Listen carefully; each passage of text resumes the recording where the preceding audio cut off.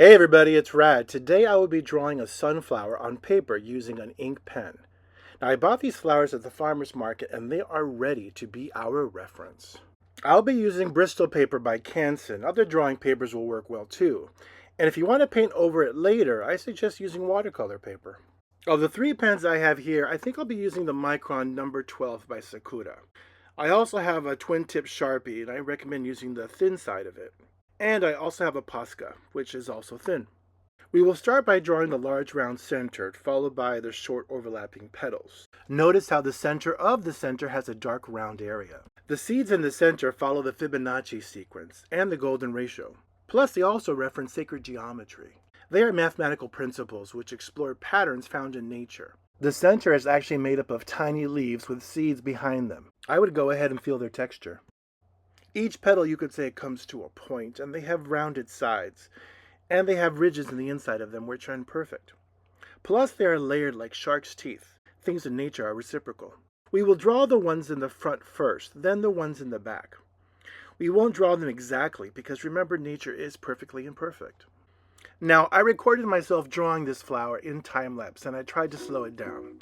But what you do first is you draw the circle imperfectly, and then you draw the north, south, east, west petals first. You might even say that's a rad pro tip. Let's look at that again. Remember, the proportions of the center are large in comparison to the short petals. And be sure to draw it large on the page so that you can put all the details you need to. The shape of the petals make me think of a human eye, which might help you in drawing your own.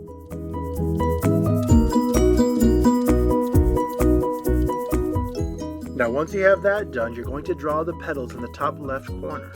I'm going to draw a petal, then make it look like I'm drawing one behind it and another one behind that, and then I'll just draw like little triangles behind that to make it look like there's another one peeking from behind.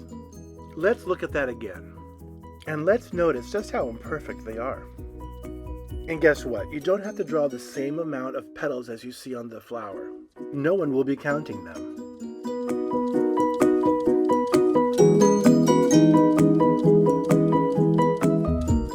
And now it's time to draw the other three sections.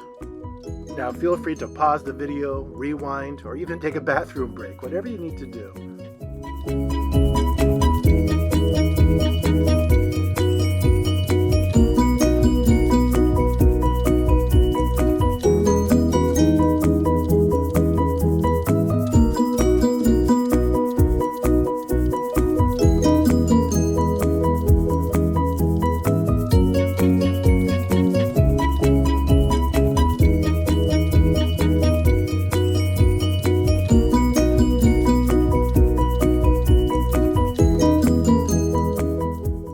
Now that we've drawn contour lines of all the silhouettes of each petal, let's take a look at them again and notice that the inside of them have ridges.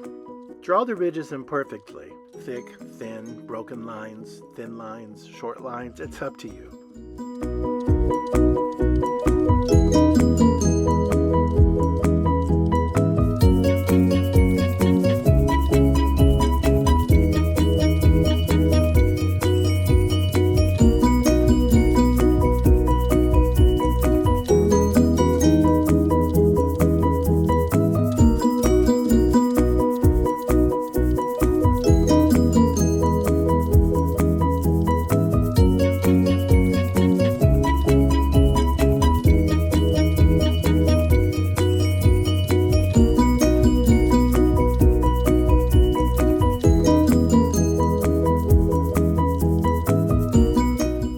Draw the center of the center, draw a perfectly imperfect circle, and then scribble. Yes, scribble inside of it. This is your chance to actually use a scribble to create texture. And around that, you could change your scribble lines, like you see here, to make it look different.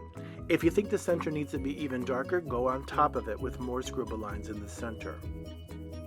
Now you could follow the Fibonacci sequence and the golden ratio as we spoke about before if you want to get very technical. For that you have to go online and do some research to see the direction that these seeds are going into. By now your drawing should definitely look like a sunflower. So now it's time to draw the stem. Mine is rather thick. It has ridges on it, just like the petals do, and it's kind of fuzzy and scratchy all at the same time. I chose to represent those with dots on the stem. The edge of the leaf is serrated, which means it has these little jagged lines to it, so I added that in my drawing. Then I added the veins by drawing the large ones first and the thin, smaller ones that come out of that. I tend to think of them as sort of like the main highway versus the smaller suburban streets after that. Once you're done, you could vary some of the lines. You can make some of them thicker, especially the petals in the front, and make some of them more imperfect.